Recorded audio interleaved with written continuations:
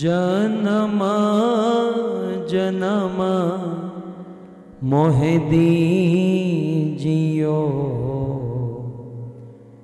श्री वृंदावनवा। राधा तू बड़भागिनी कौन तपस्या की लोक के नाथ है सो तेरो वाधीन सो तेरो वाधीन। जय राधा माधव कुंज बिहारी जय राधा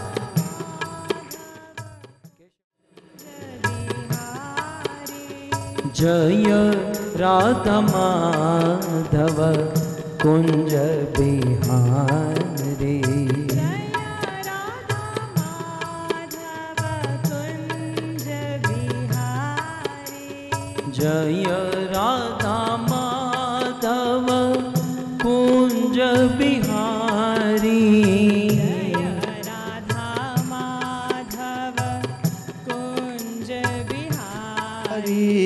जय राधा माधव कुंज बिहारी जय राधा माधव कुंज बिहारी। गोपी जनवल्लभ गिरिवरधारी गोपी जनवल्लभ गिरिवरधारी आह गोपी जनवल्लभ गिरिवरधारी गोपी जनवल्लभ गिरिवरधारी।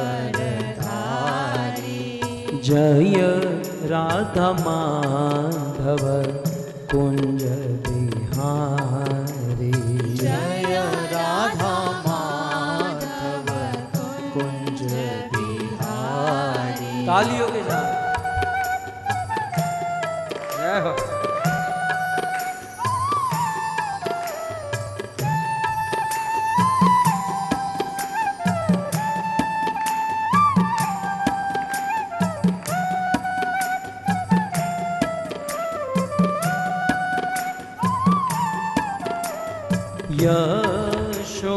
यशोदानंदन ब्रज जन रंजन यशोदानंदन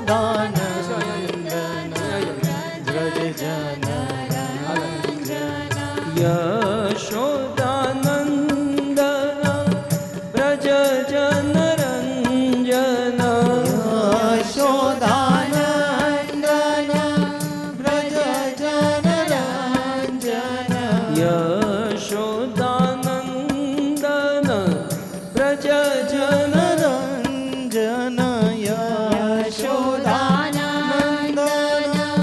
ब्रज जन रंजन। यमुना तीर वनचारी यमुना तीर वनचारी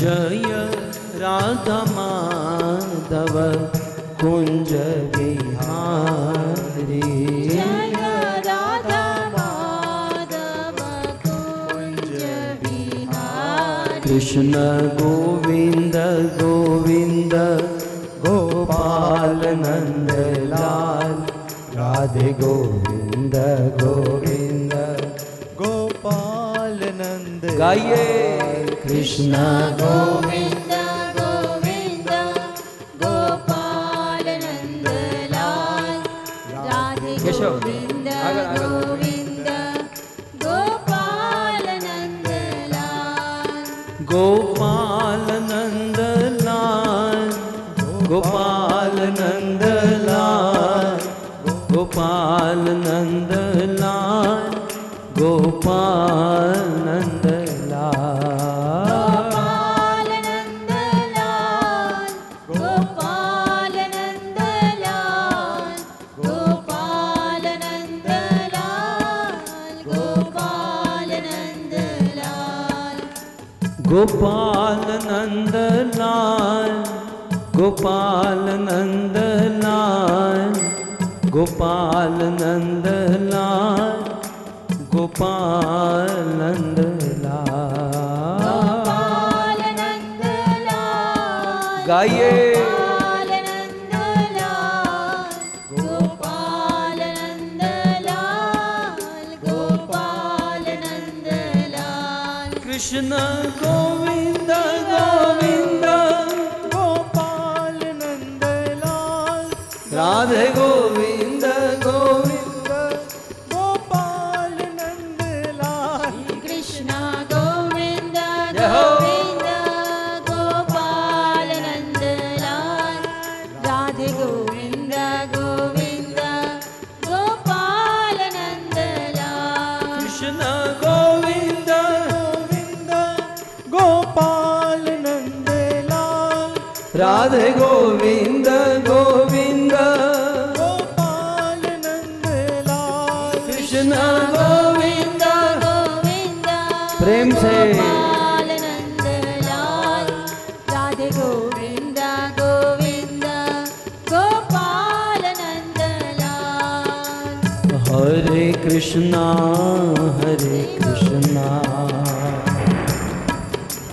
कृष्णा कृष्णा हरे हरे, हरे राम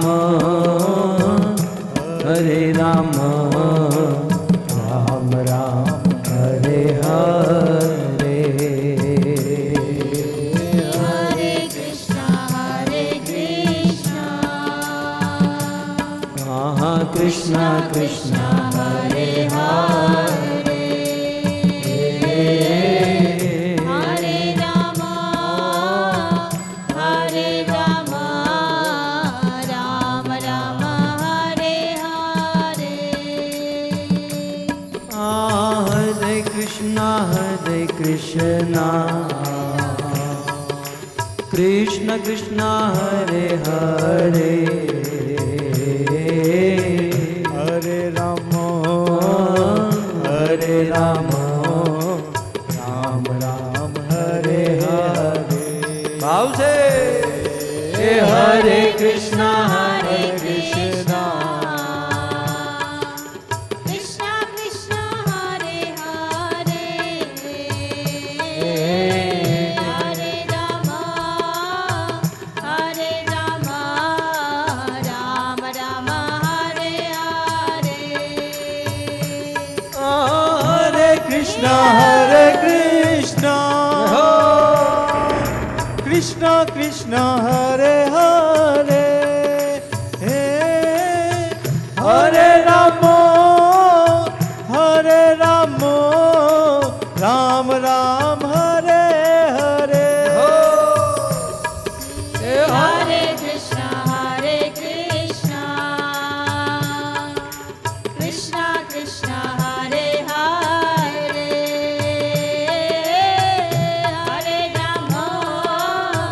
हरे राम राम राम हरे हरे,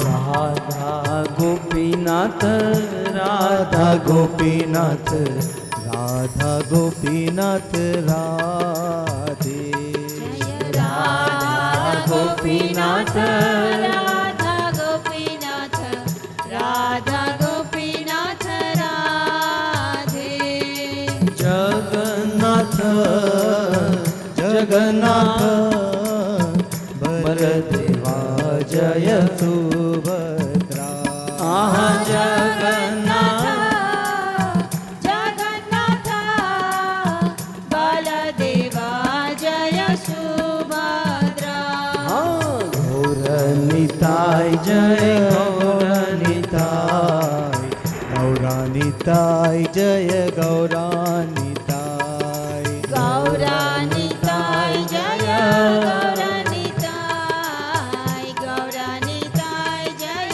गौरानिताय आहा प्रभुपाद प्रभुपाद प्रभुपाद श्रील प्रभुपाद प्रभुपाद प्रभुपाद प्रभुपाद श्रील प्रभुपाद जय जय प्रभुपाद प्रभुपाद प्रभुपाद प्रभुपाद जय जय प्रभु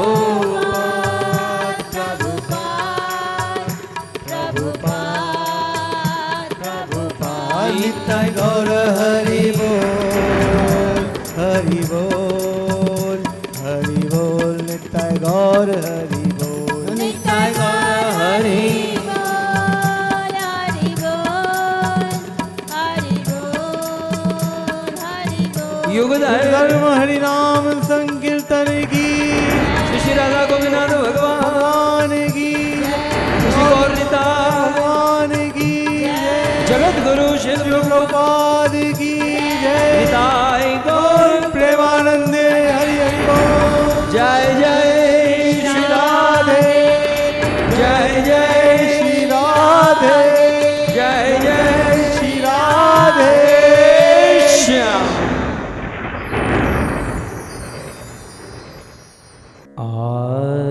आराध्यो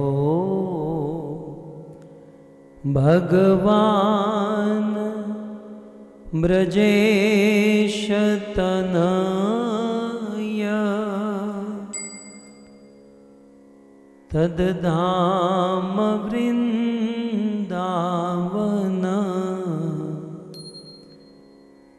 रम्या का चिदुपासना ब्रजबधो वर्गेणया कल्पिता श्रीमद्भागवतं प्रमाणममलम् प्रेमापुमर्तो महान् श्री चैतन्य महाप्रभुमतमिदम् तत्रादरो न पर वंशी विभूषितकरा नवनीरदावा पीताम्बर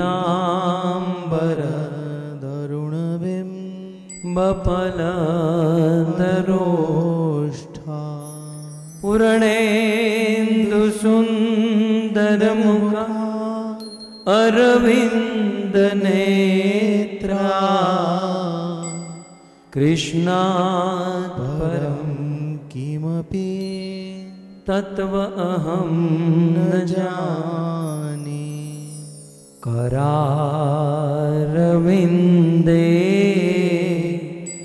न पदारविन्दं मोखारविन्दे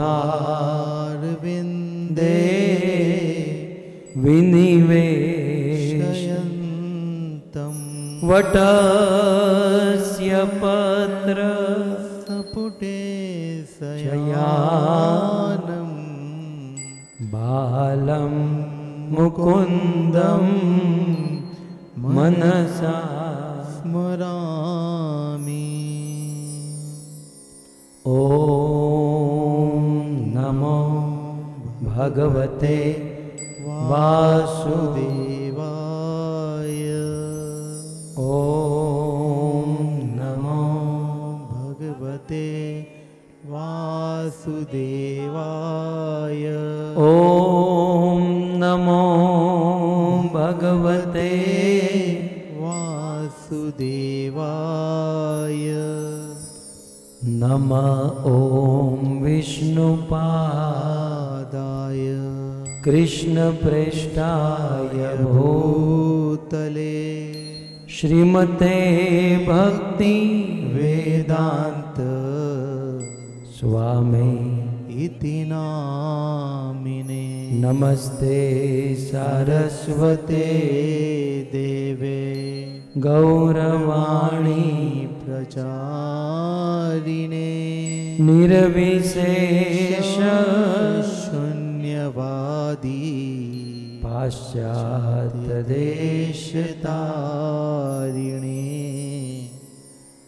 पाश्चात्यदेशतारिणे जगद्गुरु श्री प्रभुपाद की जय, श्री कृष्णचंद्र भगवान भगवान की जय। उपस्थित भगवत कथा अनुरागी पधारे हुए भक्त वृंद, इस सभा को परम सुशोभित करने वाले हमारे अंतर्राष्ट्रीय कृष्ण भावना अमृत संघ इस्कॉन के वरिष्ठ भक्तगण जैसे कि राधा कृष्ण प्रभु, पालिका माता एवं आप सभी भक्तों का आज के इस पावन सत्संग सभा में पुनः हार्दिक स्वागत एवं आप सबके चरणों में हमारा प्रणाम। राधे श्याम।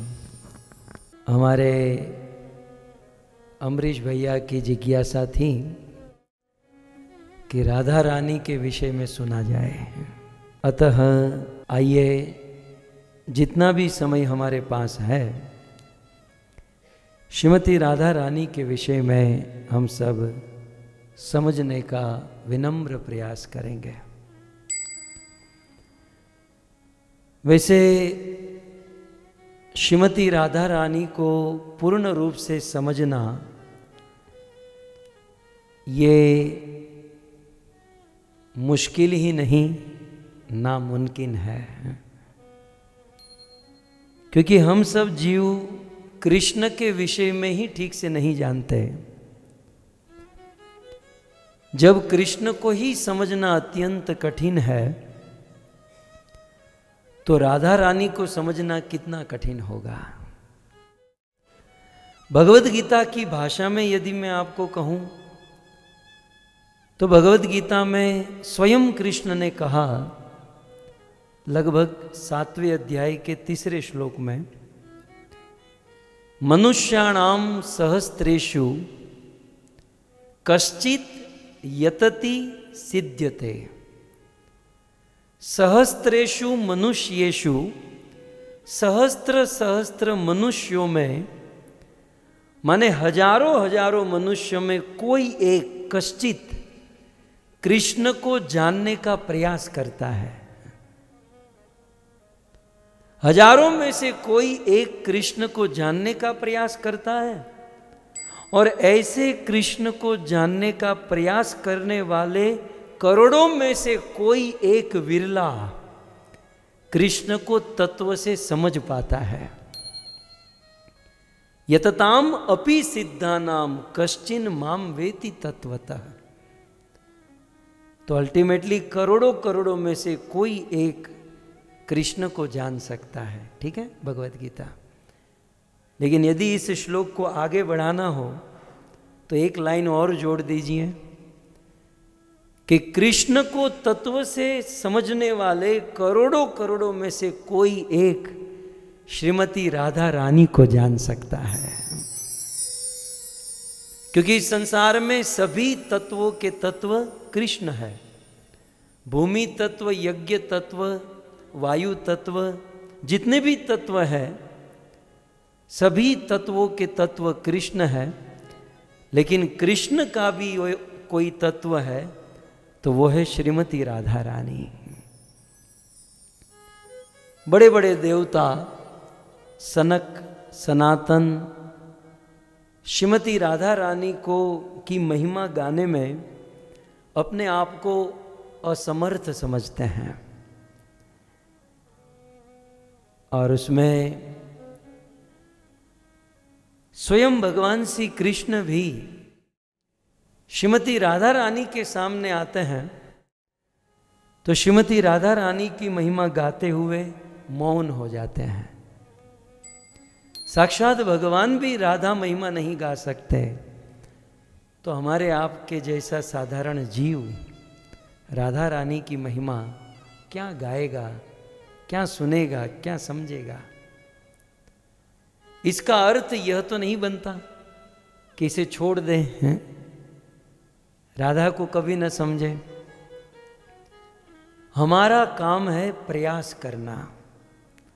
हम यदि विनम्र प्रयास करें, हमारे गुरु आचार्य और परंपरा में अनुगत्य होकर यदि प्रयास करें, तो श्रीमती राधा रानी के विषय में थोड़ा बहुत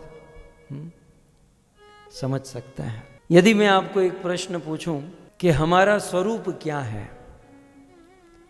तो सीधे जितने भी इस्कॉन के डिवोटी हैं कहेंगे, चैतन्य महाप्रभु सनातन गोस्वामी से कहते हैं, जीवेर स्वरूप है कृष्णेर नित्य दास। हम सब कृष्ण के दास हैं। लेकिन यदि और गहराई से यदि समझने का प्रयास करें तो हम लोग कृष्ण के दास नहीं, श्रीमती राधा रानी के दास हैं। राधा रानी की क्या महिमा है। इन्होंने कहा था आज का टॉपिक होगा राधा रानी का परिचय। अब राधा रानी का परिचय भागवत से भी हो सकता है, गोविंद लीलामृत ऐसे अनेकों ग्रंथों से भी हो सकता है। श्री चैतन्य चरितामृत में राधा रानी का परिचय कैसे दिया गया? एक बार गोदावरी के तट पर श्री चैतन्य महाप्रभु और राय रामानंद बैठे थे, और एक दिन श्री चैतन्य महाप्रभु ने राय रामानंद से कहा, रामानंद बताओ इस संसार में सबसे बड़ा तत्व, सबसे बड़ी वस्तु क्या है? तब राय रामानंद कहते हैं कि सबसे बड़ी वस्तु है वर्णाश्रम धर्म का पालन करना। वर्ण है ना, वर्ण और आश्रम। वर्ण माने ब्राह्मण, क्षत्रिय, वैश्य और शूद्र। जो ब्राह्मण है उसे पठन पाठन यजन याजन करना, जो क्षत्रिय है उसे देश और समाज की रक्षा करना, जो वैश्य है उसे व्यापार करना, और जो चतुर्थ है समाज की सेवा करना। तो यह है वर्ण और आश्रम, ब्रह्मचारी आश्रम, गृहस्थ आश्रम, वानप्रस्थ आश्रम और संन्यास आश्रम। ये वर्ण और आश्रम को फॉलो करना ये सबसे बड़ी चीज है। राय रामानंद प्रमाण देते हैं कि श्रीमद् भागवत के 5वें स्कंद में एक राजा हुए जिसका नाम था भरत। इस देश का नाम भारत भगवान ऋषभ देव के पुत्र भरत के नाम से रखा गया। वैसे शकुंतला के पुत्र भी भरत है, राम के छोटे भाई भी भरत है, लेकिन जिस देश में हम लोग रहते हैं भारत, ये भारत का नाम भगवान ऋषभ देव के ज्येष्ठ पुत्र भरत के नाम से रखा गया। उस भरत के विषय में ऐसा वर्णन है कि वे वर्णाश्रम धर्म को फॉलो करते थे, और वर्णाश्रम धर्म को इतने अच्छी तरीके से फॉलो किए कि उनको जवानी में ही वैराग्य हो गया। जवानी में ही संसार से विरक्त हो गए और घर बार आदि सब कुछ त्याग कर गंडकी के तट पर जाकर भजन करने लगे। ये वर्णाश्रम धर्म का फल था। तो राय रामानंद ने कहा कि वर्णाश्रम जो है वो सबसे अच्छी चीज है। तब श्री चैतन्य महाप्रभु कहते हैं कि एहो बाह्य, हे राय रामानंद, ये मुझे ठीक नहीं लग रहा है, आगे कहो आर, आप कुछ और बताओ, इससे ऊपर की कोई बात हो तो बताओ। अब आप लोग नंबर याद रखिएगा। सबसे पहले क्या कहा? वर्णाश्रम। वर्णाश्रम धर्म अच्छा है, लेकिन उससे भी ऊपर क्या है? तब राय रामानंद कहते हैं वर्णाश्रम धर्म से ऊपर है अपने सारे कर्म भगवान श्री कृष्ण को अर्पण कर देना। जीवन के जो कर्म है अर्पण कर देना। अभी गणेश उत्सव आएगा, पूरे महाराष्ट्र में गणेश जी, और शिंदे जी ने तो अब छूट भी दे दी है कि आप कितने भी बड़े गणेश जी ला सकते हैं। पहले थोड़ी लिमिटेशन थी। और फिर रोज एक गणेश जी की आरती गाते हैं, जय देव जय मंगल मूर्ति, है ना। और फिर उस आरती के अंत में एक श्लोक गाते हैं, कायेन वाचा मनसेन्द्रियैर्वा बुद्ध्यात्मना वानुश्रुत स्वभावा करोति यत् यत् सकलम परस्मै नारायणायेति समर्पयेत्। पूरा महाराष्ट्र ये श्लोक गाता है, लेकिन मुझे नहीं लगता इसका अर्थ 2% लोग भी जानते होंगे। थोड़ा सा विचार कीजिए। इस श्लोक का, ये भागवत का श्लोक है और हमारे सनातन धर्म की डेफिनेशन है। कहते हैं काये न, संस्कृत विभक्ति लगी है, काये न माने काया से, काये न वाचा, वाचा माने वाणी से, अपनी काया से, अपनी वाणी से, मन से या फिर अपने मन से, इंद्रियेर्वा या अपनी इंद्रियों से, बुद्ध्यात्मनावानुश्रुत स्वभावा, अपनी बुद्धि से या फिर अपने स्वभाव से, करोति, आप जो करते हो, सकलम, करोति यत यत सकलम, आप यत यत माने जो जो करते हो, सकलम ये सब कुछ क्या करना है? नारायणायेति समर्पयेतत्, नारायण, भगवान नारायण को समर्पण कर देना। अब खड़े हैं गणेश जी के सामने और गा रहे हैं सब कुछ नारायण को समर्पण। वहां तो ऐसा होना चाहिए ना कि करोति यत् यत् सकलम गणेशाय समर्पणम। लेकिन सनातन धर्म कहता है कि नारायणायेति समर्पयेतत्, अपनी काया से, वाणी से, मन से, बुद्धि से, स्वभाव से जो कुछ भी करते हो, ये सब कुछ भगवान नारायण को समर्पण कर देना। यह है सनातन धर्म। तो दूसरा पॉइंट कहा, वर्णाश्रम धर्म अच्छा है। वर्णाश्रम धर्म को फॉलो करेंगे तो वास्तव में आगे चलकर धर्म का पालन अच्छे से कर सकते हैं। लेकिन उससे भी उत्तम क्या है? अपने कर्म कृष्ण को अर्पण कर देना। श्री चैतन्य महाप्रभु कहे एहो बाह्य, आगे कहो आर। ये भी मुझे ठीक नहीं लग रहा है। इससे ऊंची वस्तु क्या है? क्यों? क्योंकि भगवान को अपने कर्म अर्पण कर देना ये अंतिम विकल्प है, ये लास्ट ऑप्शन है। ध्यान से सुनिएगा, अपने किए हुए कर्म भगवान को अर्पण कर देना ये लास्ट ऑप्शन है। सबसे पहला ऑप्शन क्या है? भगवत गीता में कृष्ण कहते हैं मयि एव मन आधत्स्व मयि बुद्धि निवेशय। ये अर्जुन, अपना मन मुझ में लगाओ, अपनी बुद्धि मुझ में लगाओ, ये सबसे टॉप मोस्ट चीज है। लेकिन अर्जुन ने कहा कि कृष्ण, सब कुछ आप में लगा सकते हैं लेकिन मन नहीं लगता। हम लोग तो गाते भी है ना, मेरा मन बड़ा चंचल है, कैसे तेरा भजन करे।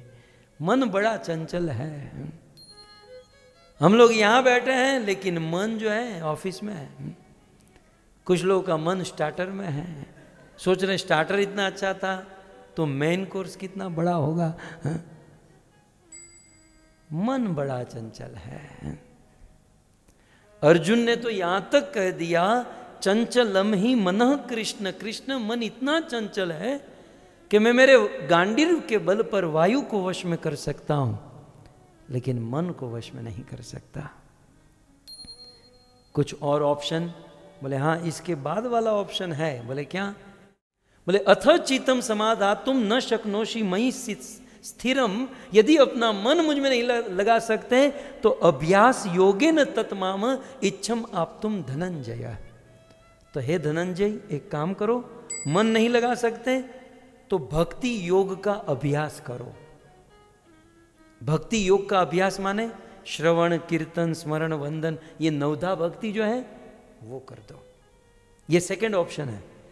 सबसे पहला ऑप्शन है मन भगवान में लगाना, ये नहीं लगता तो भक्ति योग का अभ्यास करो। अर्जुन ने कहा खुजाते हुए, कृष्ण टाइम कहाँ है, कहाँ श्रवण कीर्तन सब कुछ करेंगे, ये भी नहीं हो सकता है। तो कृष्ण ने कहा तीसरा ऑप्शन ले लो। भगवत गीता में कहते हैं अभ्यासे अपि असमर्थोसी, यदि अभ्यास में भी असमर्थ हो, नवदा भक्ति करने में भी असमर्थ हो, तो लास्ट ऑप्शन क्या है? मत कर्म परमम भवः, तो मेरे लिए कर्म करो। कर्म करना तो जानते हो ना, खूब अच्छे से कर्म करो, क्योंकि वो तो प्रैक्टिस हो चुकी है। लेकिन जो कर्म करते हो वो मुझे अर्पण कर दो। तो भगवान को कर्म अर्पण करना अच्छी बात है, लेकिन ये लास्ट ऑप्शन है, सबसे अच्छी बात नहीं कही जा सकती। इसलिए चैतन्य महाप्रभु ने क्या कहा? एहो बाह्य, आगे कहो आर, ये भी मुझे ठीक नहीं लग रहा है, मुझे तो टॉप मोस्ट की चीज चाहिए। देखो राधा रानी की महिमा आएगी, लेकिन आपको इतना याद रखना पड़ेगा। पहले क्या कहा? वर्णाश्रम धर्म, फिर वर्णाश्रम से ऊपर क्या है? वर्णाश्रम से ऊपर है भगवान को अपने कर्म अर्पण कर देना। अच्छा, इससे भी ऊपर क्या है? तब आगे कहते हैं अपने कर्म भगवान को अर्पण कर देने से भी ऊपर की एक चीज है। बोले क्या? बोले सर्वधर्म त्याग। इस दुनिया में छोटे बड़े जितने भी धर्म लेकर हम लोग बैठे हैं ना, उन सारे धर्मों का परित्याग। भगवत गीता का एंड कहाँ होता है?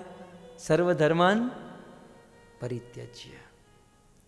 ये छोटे मोटे धर्मों का परित्याग करो और माम एकम शरणम।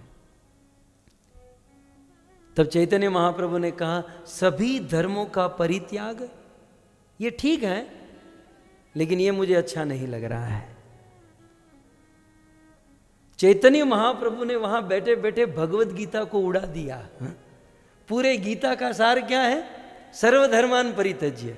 महाप्रभु ने क्या कहा? यह भी ठीक नहीं है। इसका मतलब क्या हुआ?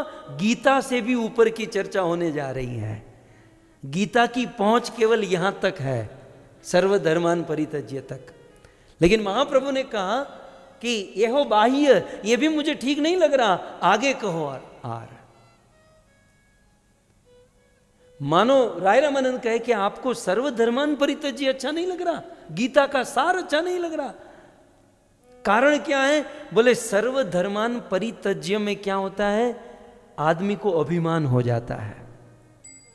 सर्वधर्मान परित्यज्य में क्या होता है? साधक को जो है ना भय होता है कि मैं सारे धर्मों को त्याग दूंगा तो गड़बड़ तो नहीं होगी। सर्वधर्मान परित्यज्य करने में जीवन में किए हुए पापों से मुक्त होने का स्वार्थ होता है। जैसे गीता में कृष्ण ने कहा ना, अहम त्वाम सर्व पापे भ्यो मोक्षयिष्यामि मा शुच। तो इसमें पापों से मुक्त होने का स्वार्थ है। और एक चीज क्या होती है? सर्वधर्मान परित्यज्य में सब कुछ छोड़ने की बात है। कृष्ण सेवा का सुख नहीं है, केवल त्यागने की बात होती है।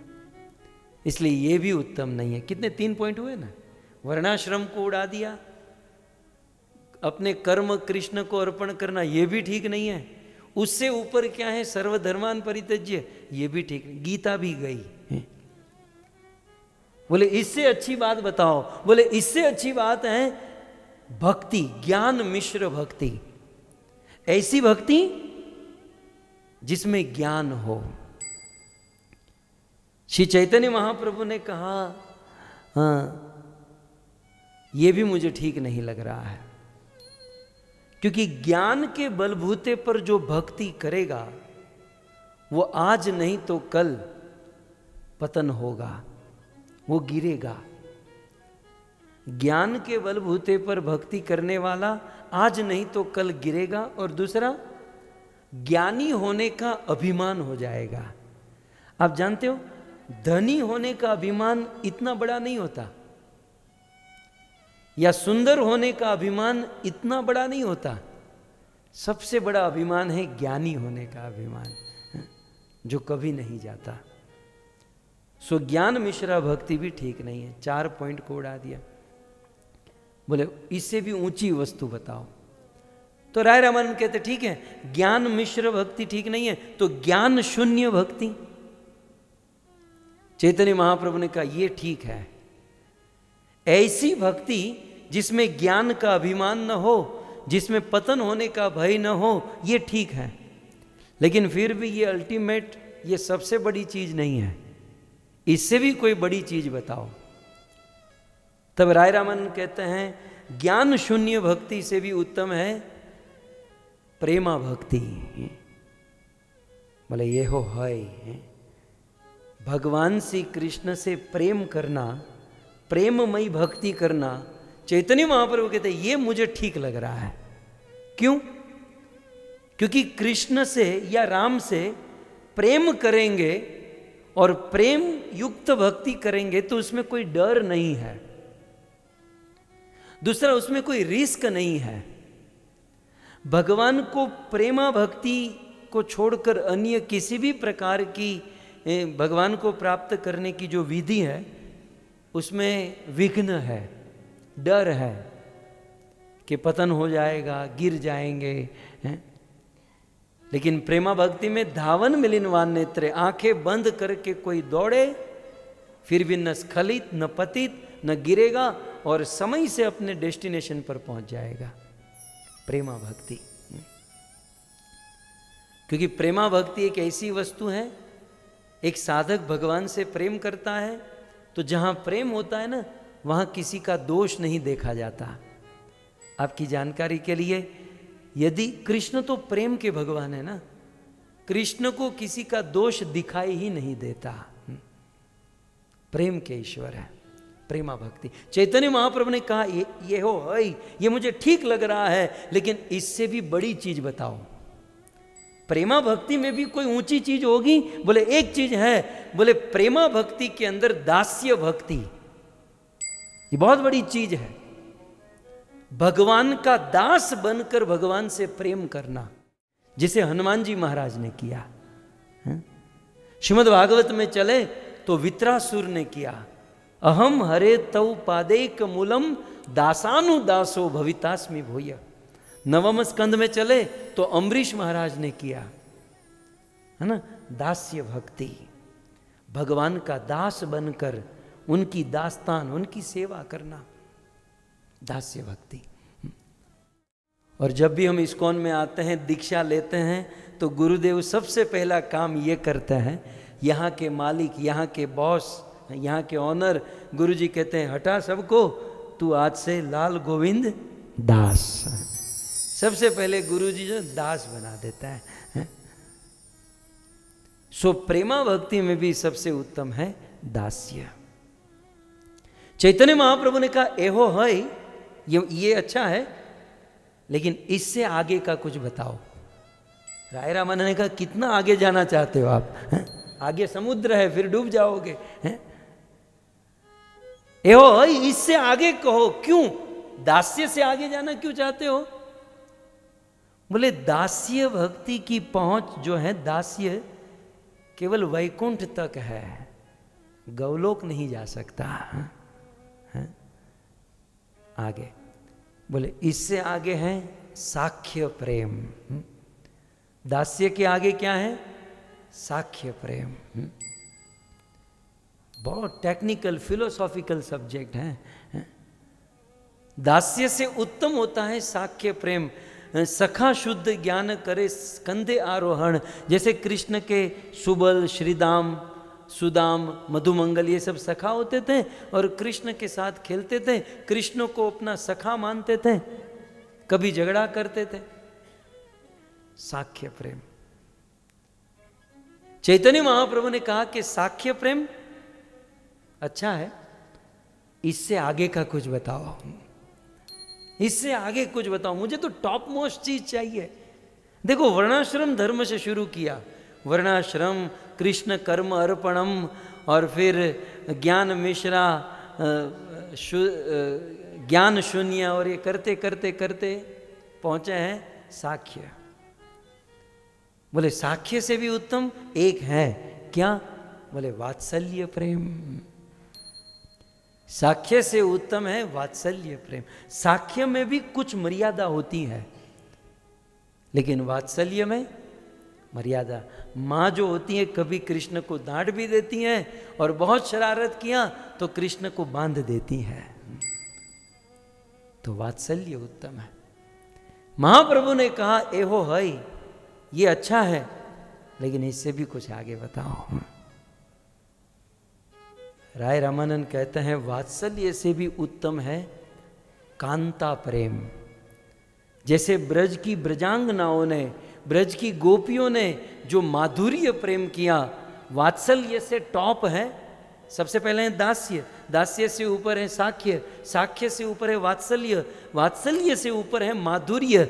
और माधुर्य में भी कौन सा माधुर्य? ब्रज की गोपियों ने जो कृष्ण से प्रेम किया, जिसको कहते हैं कांता प्रेम। कृष्ण को अपना कांत समझकर, अपना प्रियतम समझकर कृष्ण से प्रेम करना, और उस प्रेम के खातिर अपना सर्वस्व अर्पण कर देना, कांता प्रेम। चैतन्य महाप्रभु कहते हैं ये बहुत अच्छा है, इससे आगे का कुछ सुना दो। इसको फैन निकल गए, बोलते बोलते बोलते बोलते कहाँ तक ऊपर चढ़ा दिया, सिद्धांत की इमारत खड़ी कर दी और माधुर्य तक लेकर गए। बोले इससे आगे, बोले इसके शिखर पर एक वस्तु बैठी है, और वो है राधा प्रेम। राधा प्रेम। जब इस प्रकार का शब्द निकला और राय रामानंद श्लोक, भागवत का श्लोक गाने लगे, अनिया राधितो नूनम, श्रीमती राधा रानी के प्रेम की जब चर्चा करने लगे, तब श्री चैतन्य महाप्रभु ने राय रामानंद के मुख पर हाथ रख लिया। बस रामानंद, बस इसके आगे कुछ हो ही नहीं सकता। राधा रानी के प्रेम के आगे और कुछ हो ही नहीं सकता। प्रभु बोले ये लागी आइलाम, यही स्थान है। राय रामानंद, मैं मेरी जगन्नाथपुरी को छोड़कर तुम्हारे पास गोदावरी के तट पर आया था केवल इसी तत्व को सुनने के लिए। प्रभु बोले ये लागी, इस राधा प्रेम को समझने के लिए आइलाम तुम्हारा स्थान है, मैं यहां पर आया था। सो श्रीमती राधा रानी का परिचय कुछ यह है।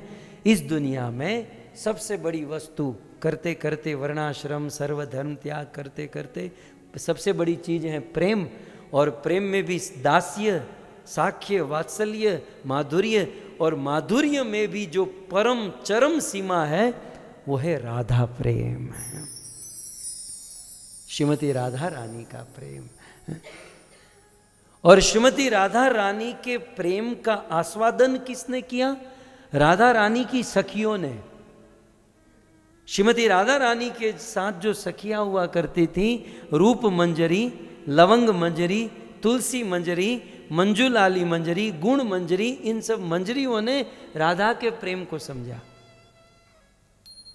और जब भगवान श्री कृष्ण के मन में हुआ कि राधा जिस प्रकार से कृष्ण को प्रेम करती है, ऐसा ही प्रेम कलयुग के जीवों को यदि करना हो तो कुछ व्यवस्था होनी चाहिए। तो श्रीमती राधा रानी के प्रेम को समझने वाली रूप मंजरी, गुण मंजरी, लीला मंजरी, यह सब मंजरियां गोस्वामी बनकर इस धराधाम पर प्रकट हुए। राधा रानी की निकटतम सखी हुआ करती थी रूप मंजरी, जो श्रीमती राधा रानी के चरणों की सेवा करती थी। और 525 वर्ष पूर्व वह रूप मंजरी रूप गोस्वामी के रूप में प्रकट हुई। राधा को समझना है, राधा प्रेम को समझना है, तो राधा रानी के साथ रहने वाली रूप मंजरी का आश्रय लेना होगा। श्रीमती राधा रानी के साथ रहती थी लवंग मंजरी, जो श्रीमती राधा माधव को इलायची खिलाने की सेवा करती थी, और वे गौर लीला में सनातन गोस्वामी के रूप में प्रकट हुए। इस प्रकार से अनेकों सखियां।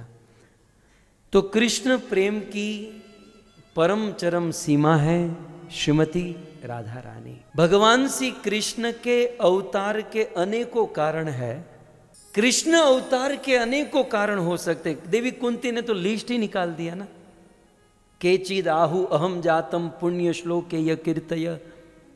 अनेकों कारण, कृष्ण के अवतार के अनेकों कारण होते हैं, लेकिन राधा अवतार का एक ही कारण है। श्रीमती राधा रानी के अवतार का एक ही कारण, और वह कारण क्या है? गोविंद नंदिनी राधा।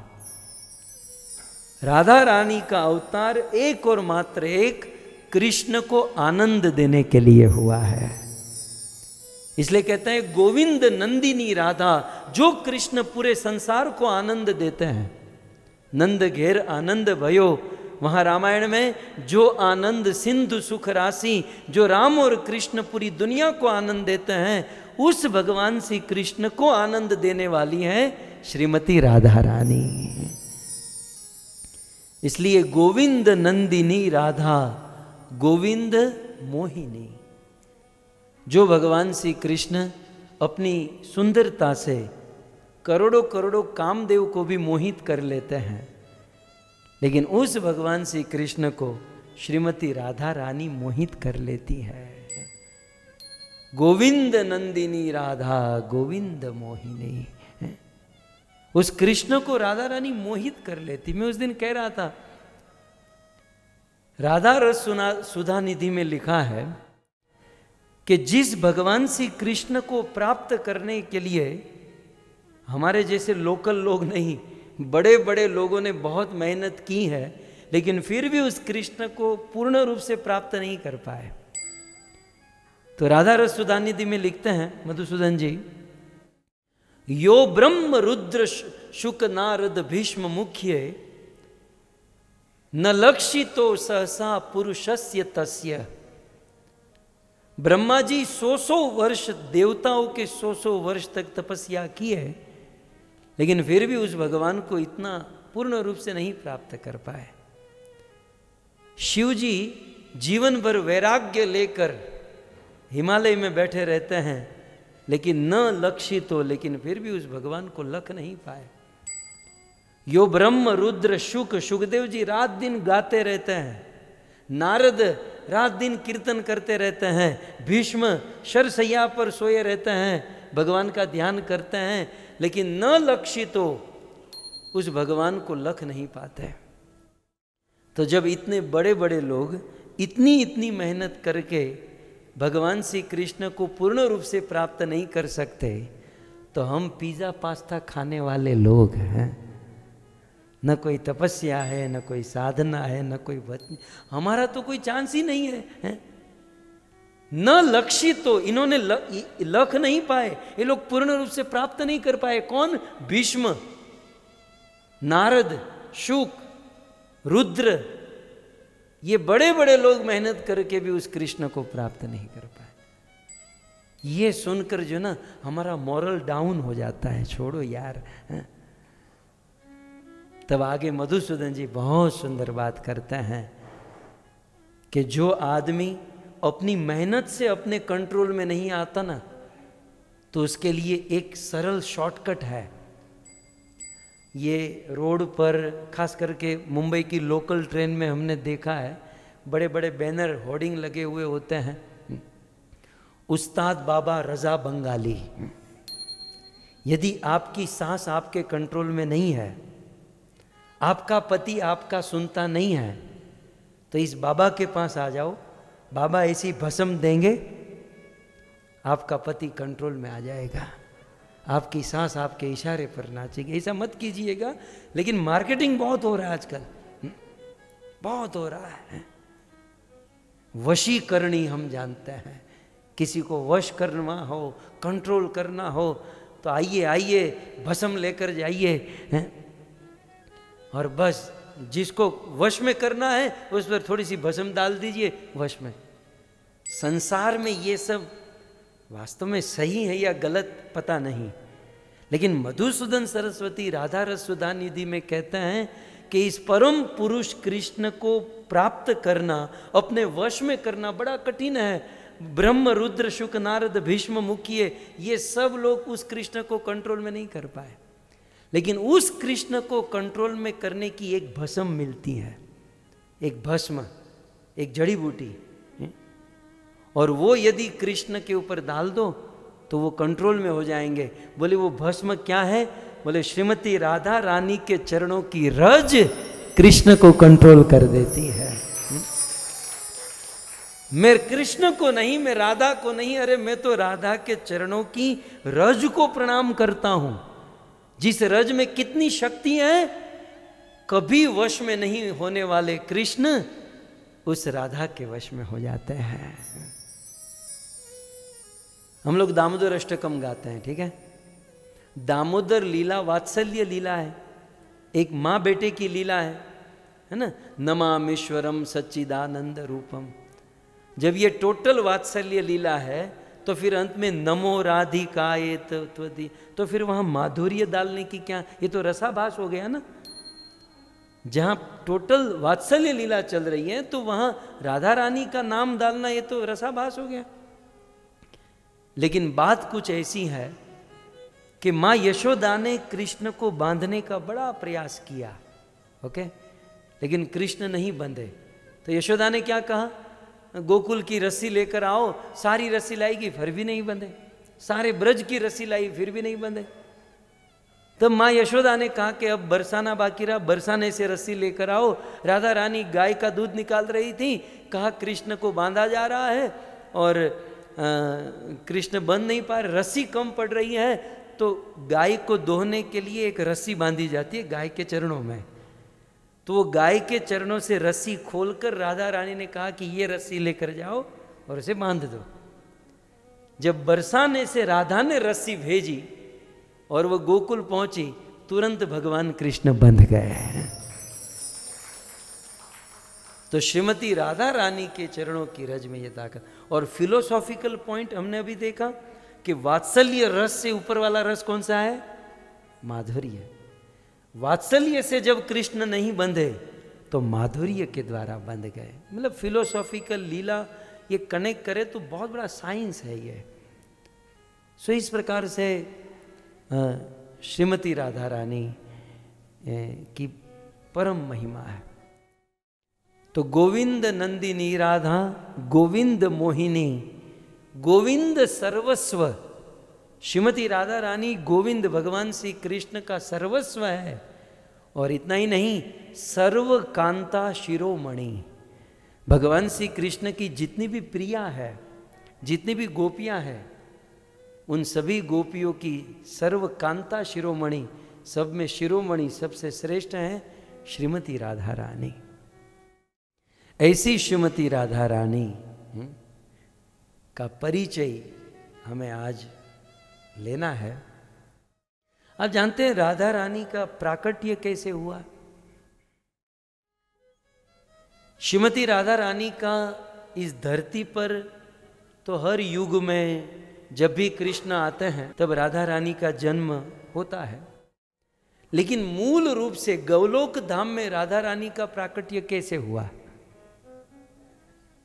तो ब्रह्म वैवर्त पुराण, गर्ग संहिता जैसे ग्रंथों में गौलोक धाम में राधा प्राकट्य कैसे हुआ, इस कथा का बहुत सुंदर वर्णन है। भगवान श्री कृष्ण गौलोक में बैठे हैं और बैठे बैठे कृष्ण के मन में इच्छा हुई कि मैं रास लीला करूं। आज तक कृष्ण ने कभी रास नहीं किया था, तो मैं रास करूं। लेकिन अकेले अकेले बंदा क्या रास करेगा? उसके लिए थोड़ी सी ग्रुप चाहिए ना, टीम चाहिए।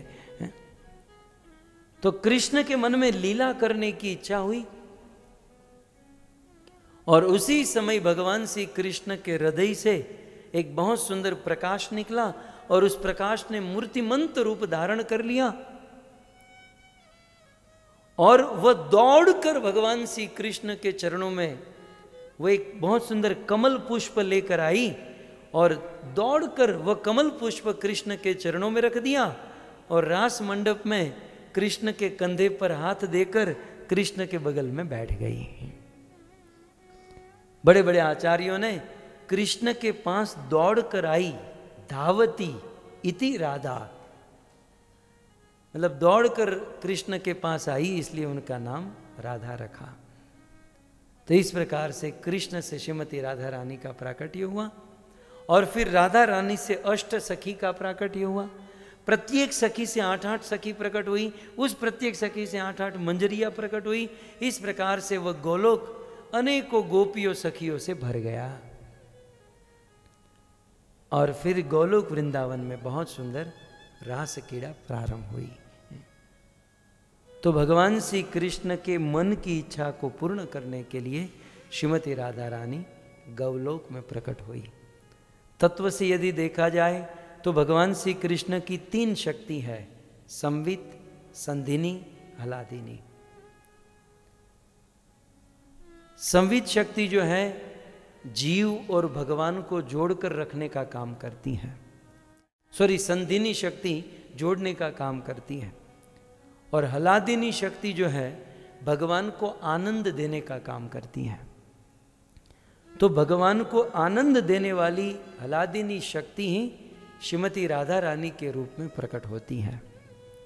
श्रीमती राधा रानी की हम पर सबसे बड़ी करुणा यह है कि आज राधा रानी की कृपा से हमारे पास हमारे साथ 4 वस्तु है और वो है वृंदावन, गोवर्धन, यमुना और ब्रजरज। राधा रानी की कृपा न होती, राधा रानी की इच्छा न होती तो ये 4 वस्तु आज हमारे पास न होती। भगवान श्री कृष्ण ने गौलोक में देखा कि मुझे प्रेम सिखाने के लिए, जगत के लोगों को प्रेम देने के लिए धरती पर जाना है। और एक दिन कृष्ण ने राधा को कहा कि राधे, अवतार तो बहुत लिए, बहुत कुछ काम किया, लेकिन संसार के लोग प्रेम नहीं सीख पाए। प्रेम सिखाने के लिए मुझे धरती पर जाना है, तो तुम मेरे साथ चलोगी ना? राधा रानी ने तुरंत मना कर दिया, आपको जाना है तो जाओ, मैं कोई आपके साथ नहीं आने वाली। कृष्ण ने कहा आपके बिना मेरी लीला संपन्न नहीं होगी, मैं जीव को प्रेम नहीं सिखा पाऊंगा। लेकिन राधा रानी ने कहा कि क्या ना, मेरा मन वहां नहीं लगेगा। कृष्ण ने कहा ऐसा तो यहां क्या है कि तुम्हारा मन लगता है और वहां मन नहीं लगेगा? तब राधा रानी कहती है कि न यत्र यत्र वृंदावनम नास्ति, न यत्र यमुना नदी, यत्र गोवर्धनम नास्ति, तत्र मेन मनः सुखः। जहां वृंदावन नहीं, गोवर्धन नहीं, जहां यमुना नहीं, वहां मेरा मन नहीं लगता। कृष्ण ने कहा ये वृंदावन, गोवर्धन, यमुना, ये सबको गोलोक से पृथ्वी पर उतार दूं तो राधा ने कहा तब मैं सोच सकती हूं। अब राधा को तो आना ही है, लेकिन एक माँ है ना, माँ की करुणा जीवों पर होती है। कृष्ण कुल मिलाकर है तो पुरुष, थोड़े से स्ट्रांग है?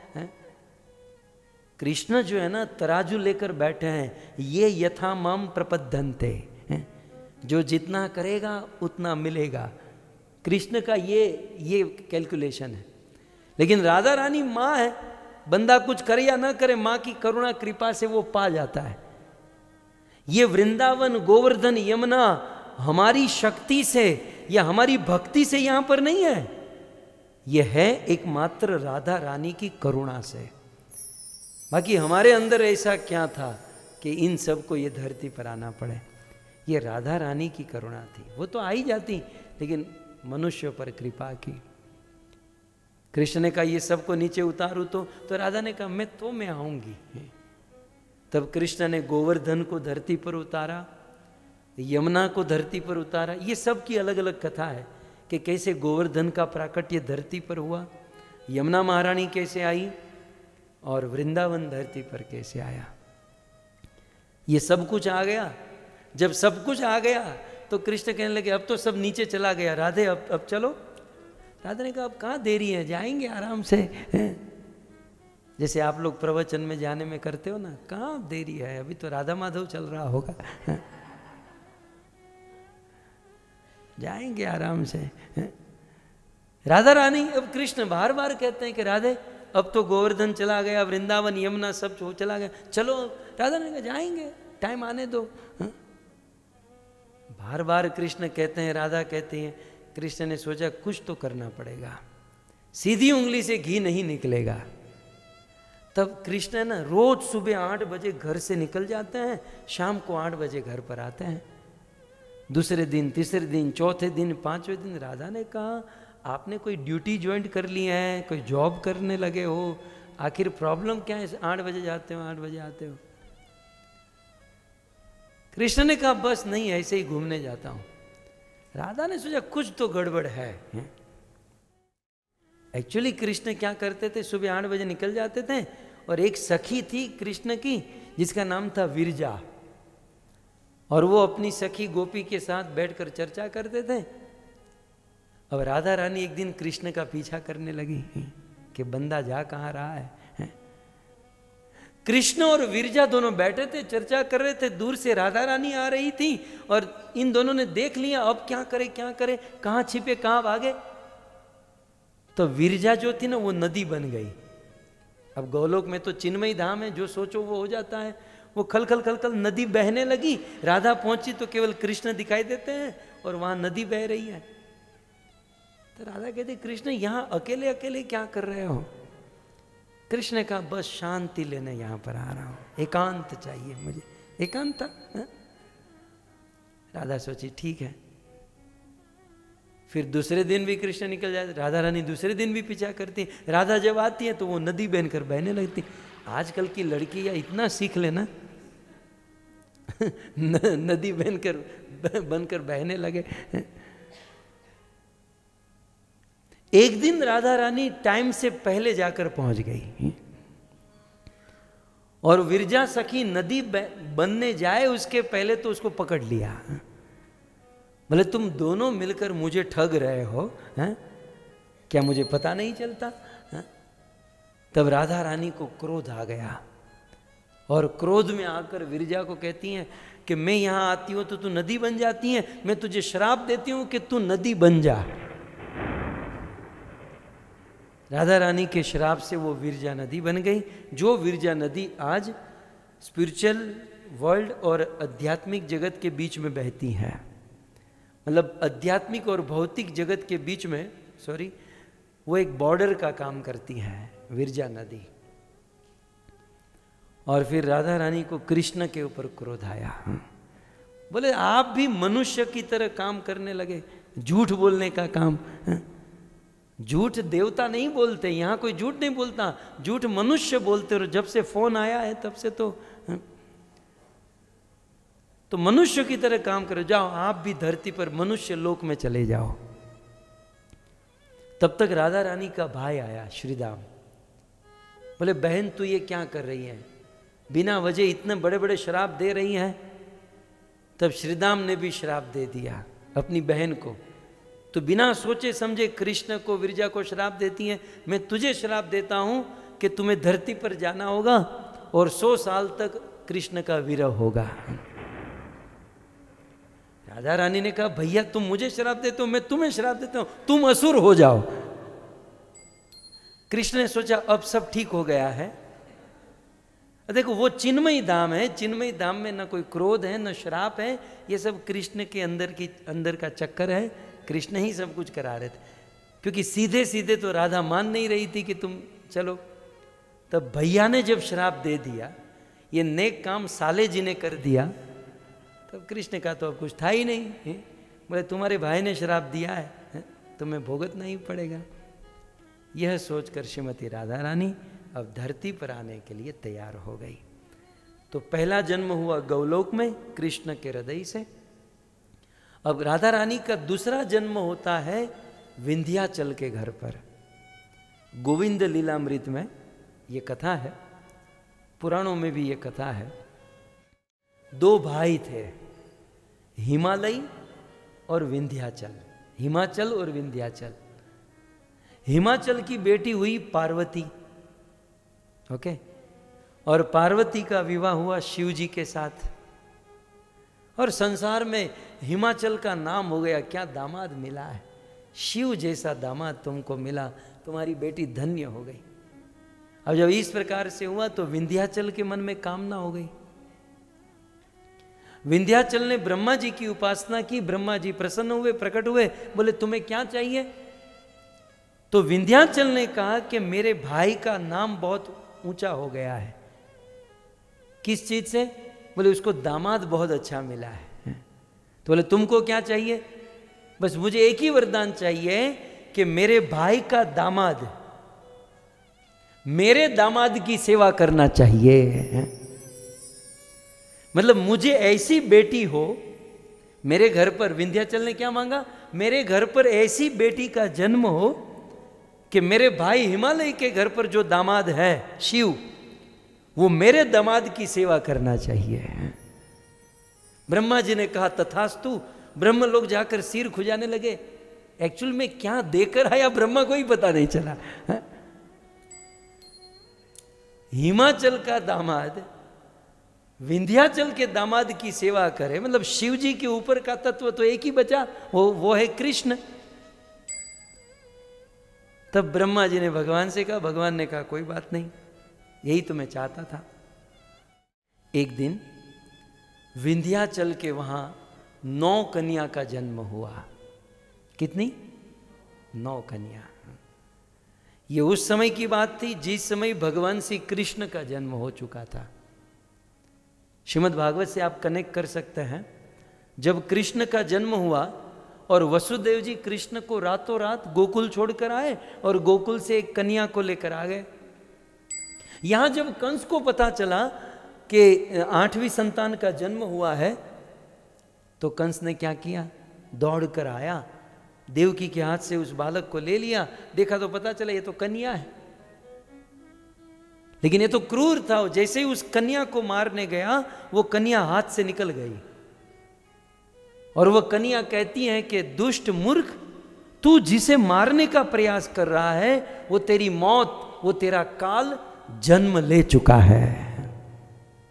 और साथ ही साथ गोविंद लीलामृत में वर्णन है कि उस देवी ने यह भी कहा था कि विंध्याचल के वहां जिस कन्या का जन्म हुआ है, उस कन्या के हाथों का भोजन जो खाएगा वो कभी नहीं मरेगा, वो अमृत हो जाएगा। अब कंस ने मन में सोचा कि कुछ करें।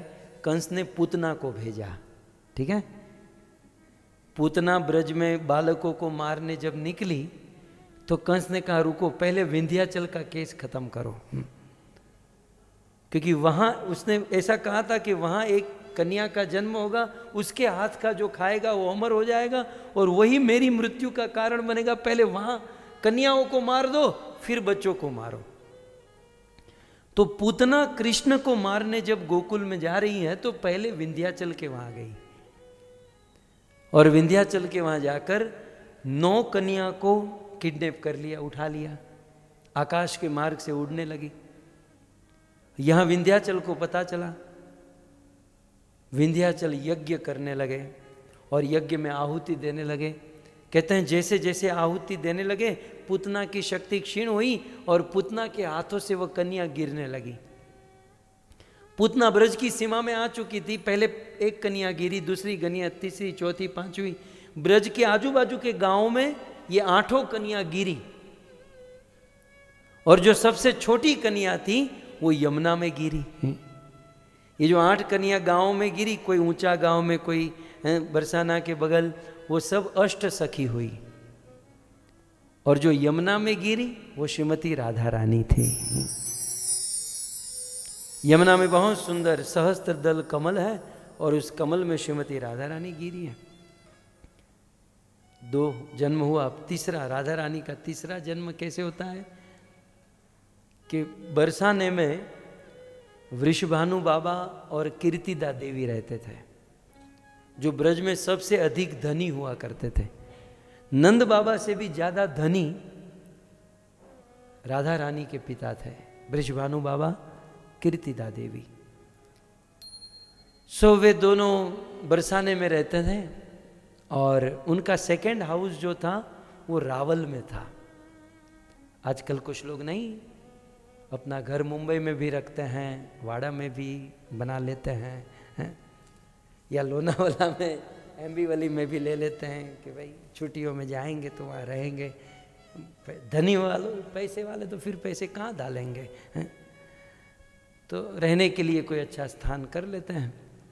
तो वृषभानु बाबा का कुछ ऐसा था, वे रहते थे बरसाने में और सेकंड हाउस उनका था रावल में। कभी कभी छुट्टियों में वे रावल चले जाते थे। तो एक दिन की बात, वे रावल में गए, कीर्तिदा देवी यमुना में स्नान कर रही थी, उनके साथ सखियाँ थी और भगवान से प्रार्थना कर रही थी, हम सब की गोद भरी हुई है, हमारी सखी कीर्तिदा देवी की गोद भर जाए, उनको एक कन्या मिल जाए तो धन्य हो जाए।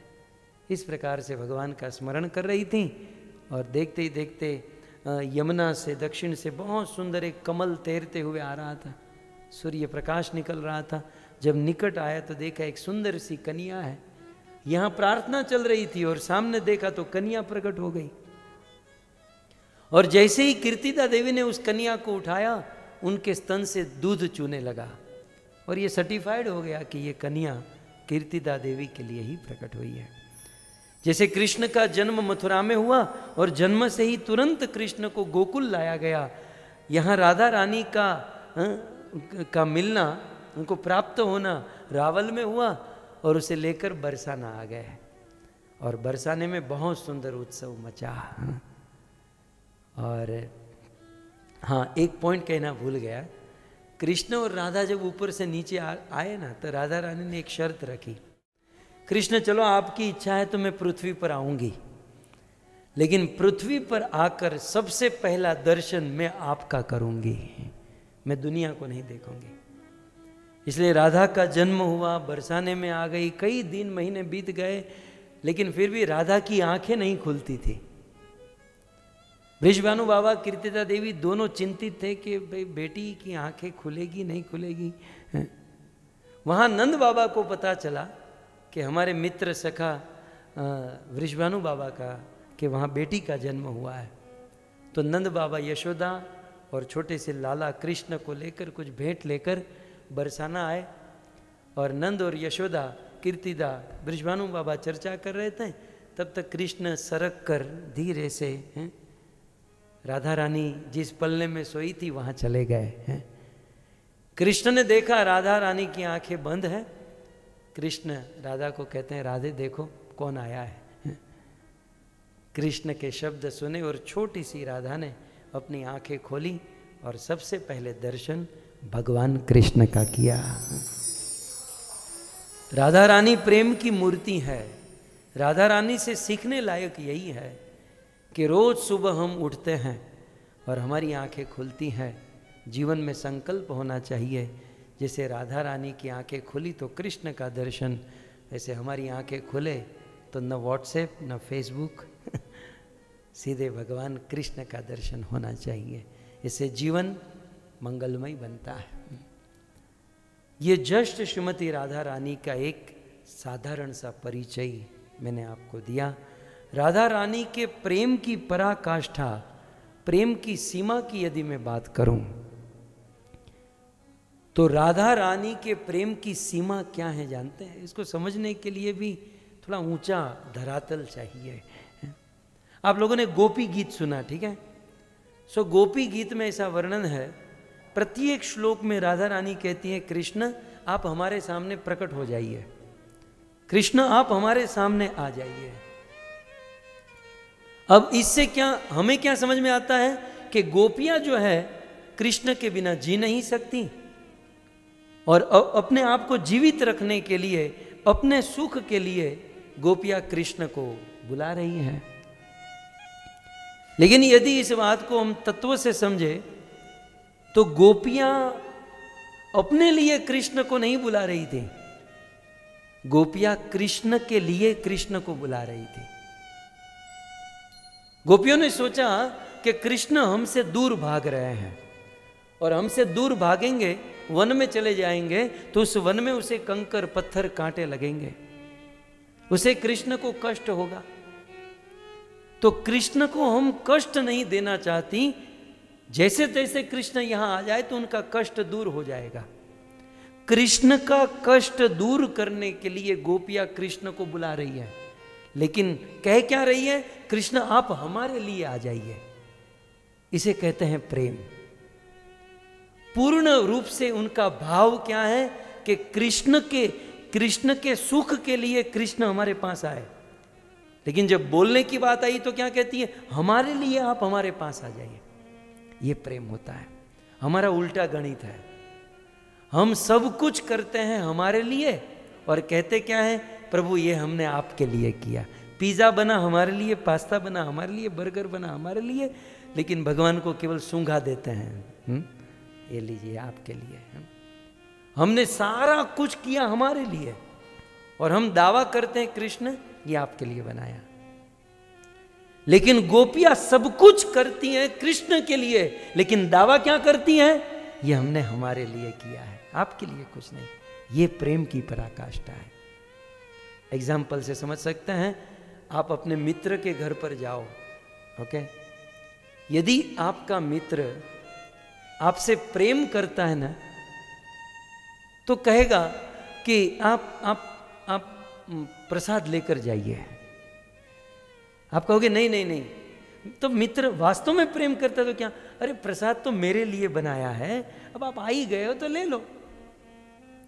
एक्चुअली वो प्रसाद मित्र के लिए बना है। सुबह से सारी मेहनत मित्र के लिए है। लेकिन सच्चा प्रेम होगा तो क्या कहेंगे कि ये हमारे लिए ही बना था, लेकिन आप आ गए हो तो बहुत अच्छा सौभाग्य, हम साथ में मिलकर लेंगे। और हमारे अंदर क्या भाव होता है? बना है हमारे लिए, लेकिन हम दावा क्या करेंगे? सुबह से आपके लिए हम बना रहे हैं, आपको भोजन करके ही जाना पड़ेगा। प्रेम बहुत बड़ी चीज है, याद रखें। इस दुनिया में प्रेम बहुत बड़ी चीज है, लेकिन वो प्रेम यदि जुबा पर आ जाए कि मैंने तुम्हारे लिए किया है, मैंने तुम्हारे लिए इतना कुछ किया, मैंने तुम्हारे लिए इतना समर्पण किया, तो इतनी बड़ी चीज बहुत हल्की हो जाती है, बहुत तुच्छ हो जाती है। प्रेम करें, राधा रानी से सीखना है, प्रेम करें, लेकिन प्रेम का दावा कभी न करें।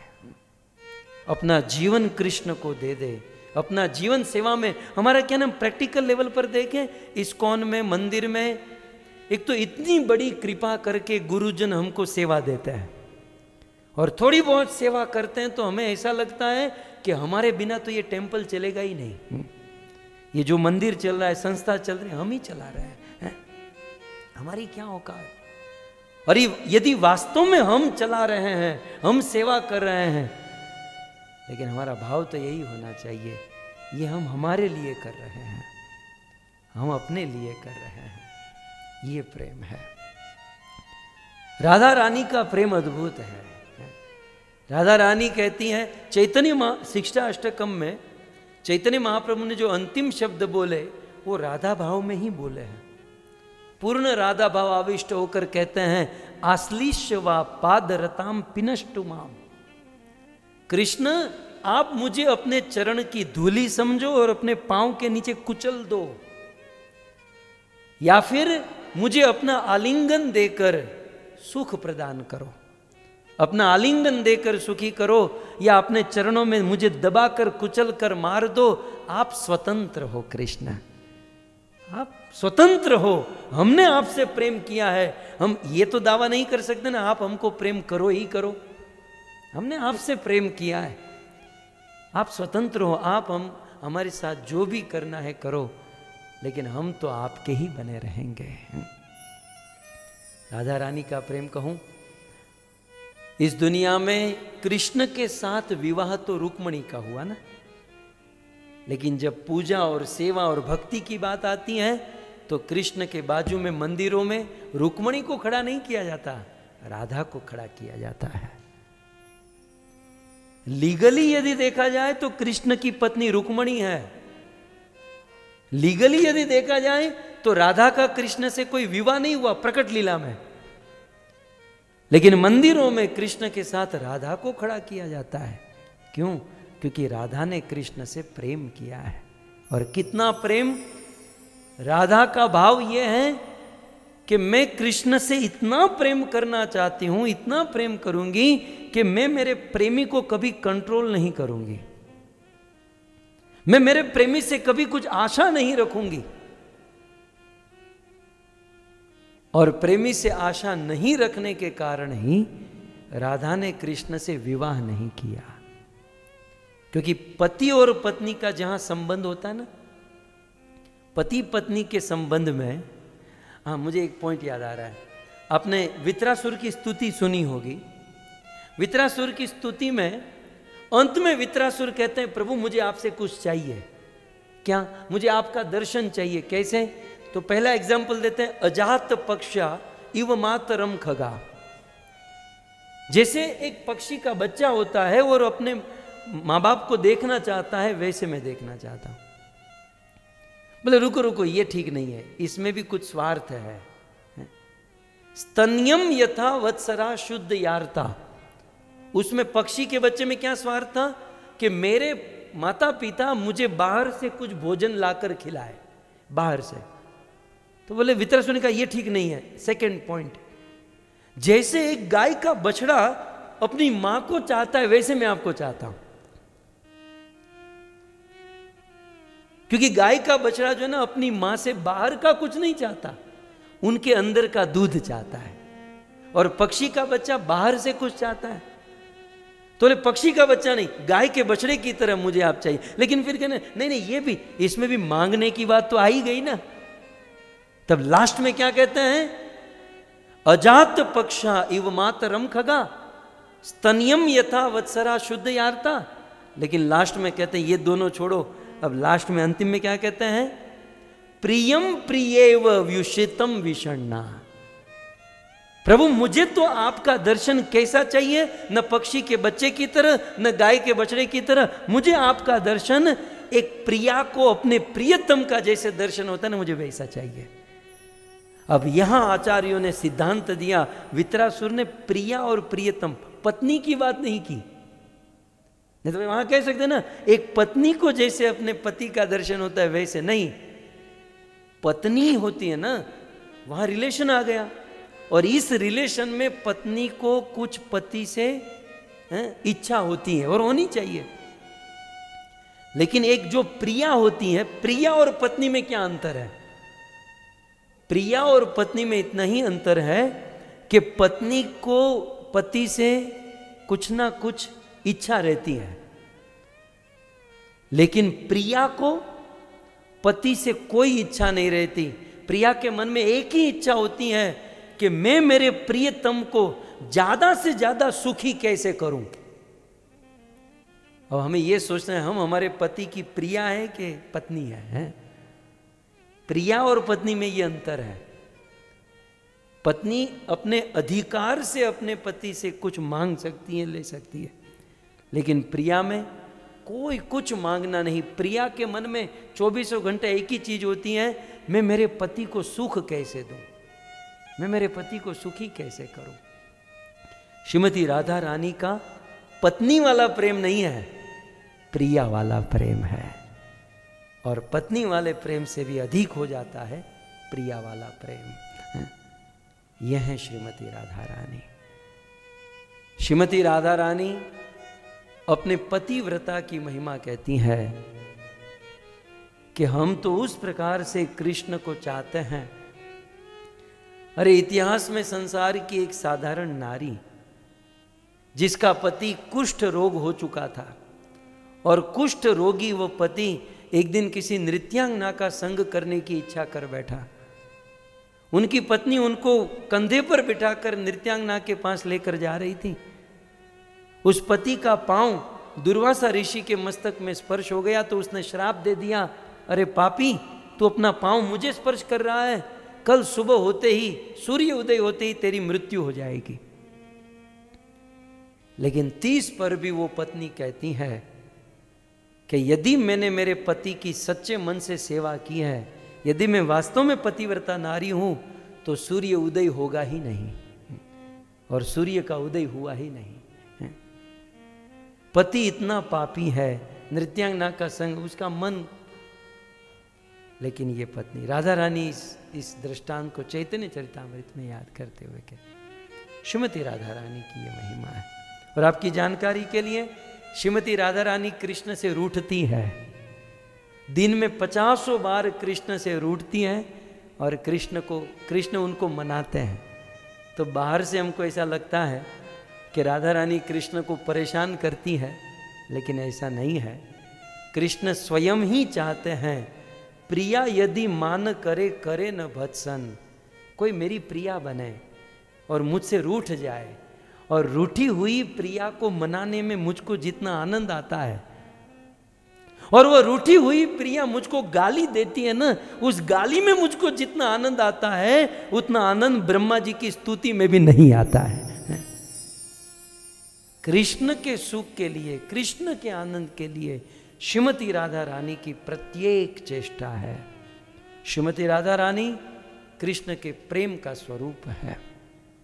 कृष्ण यदि पूर्ण शक्तिमान है, तो श्रीमती राधा रानी कृष्ण की पूर्ण शक्ति है। और राधा और कृष्ण दो है ही नहीं। जो राधा और कृष्ण को दो मानते हैं ना, वो सबसे बड़ा अपराध कर रहे हैं। यदि इनको दो मानोगे तो अपराध होगा ही, लेकिन शरीर दो है, आत्मा एक है। केवल लीला करने हेतु, प्रेम करने हेतु और दुनिया को प्रेम सिखाने हेतु एक में से दो हुए हैं। और ऐसे श्रीमती राधा रानी को हम शत शत नमस्कार करते हैं। तो इस प्रकार से श्रीमती राधा रानी की महिमा, उनका परिचय हम सब ने संक्षिप्त में सुना। आप सब भक्तों ने बड़े धैर्य से इसका श्रवण किया। हरे कृष्णा। श्रीमती राधा रानी की। और हम ब्रह्म मध्व गौड़ीय धारा में तो हम सब राधा रानी के भक्त हैं। श्रील प्रभुपाद जी ने जितने भी मंदिर बनाए, सभी मंदिर का नाम राधा रास बिहारी, राधा गिरिधारी, राधा गोपीनाथ, राधा का नाम पहले, कृष्ण का नाम। हम जब हरि नाम जाप करते हैं ना, तो इसमें भी हरे पहले राधा का नाम लेते हैं, बाद में कृष्ण का नाम लेते हैं, क्योंकि राधा रानी करुणामयी है, कृपामयी है। तो ऐसी श्रीमती राधा रानी की कृपा हम सब पर बनी रहे, ऐसी आशा से वाणी को विराम करते हैं। हरे कृष्णा।